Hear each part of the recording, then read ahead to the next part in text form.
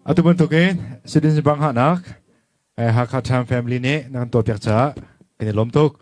sun kemazong lasa dingin somnak kan tan beca pumpak in lomnak nei timika amchim ta kadu Christmas ni sung timil hak salai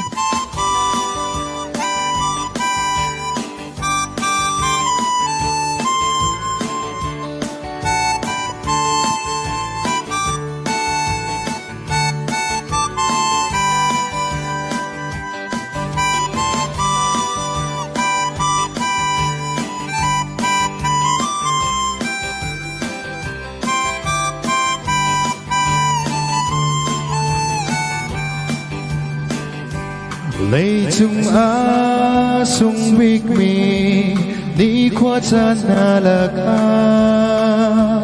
Christmas chan sung lối bi cần đi cần phan trắng mồ hôi đốt ruột tràn man Christmas cần tì mi nang lê cây thi đinh mi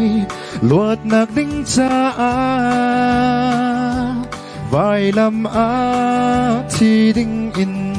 và ba này chân tê kha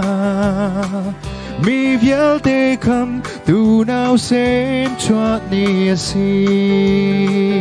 giao tên lâu lâu lâu một Christmas đi sung biết cần phản trắng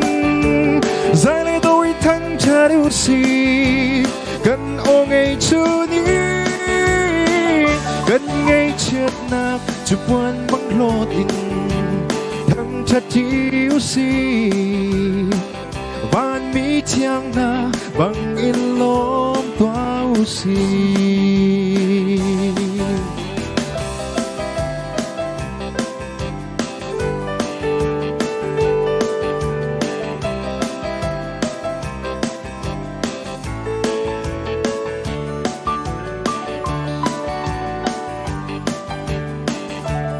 không tu mê xa nào tê cưng in văn tông lâu in đại tê in nu trang như mình chim la đá ra xoang ní vai nam hề tha in ăn đôi leng măng ria nạc muôn mình nay lâu cần cha nó tua hi cây si na rung chuak lo nào xem băng can oi nga dài lá đô sa in đang chung akan kim nga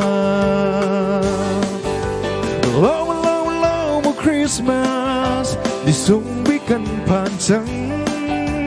dài lại đôi thăng cha du si cần ô ngày chưa đi cần ngày chết nạc chụp quan băng lột in thăng chặt chiếu si van mi chiang na băng in lom toao si lâu một Christmas đi sung biết cần phản trắng dài lên đôi thăng cha du si cần ô ngày chưa đi cần ngày chết nạc chụp quan băng lột in thăng chặt chiếu si van mi chiang na băng in lom toao si van mi chiang na băng in lom toao si. Kalau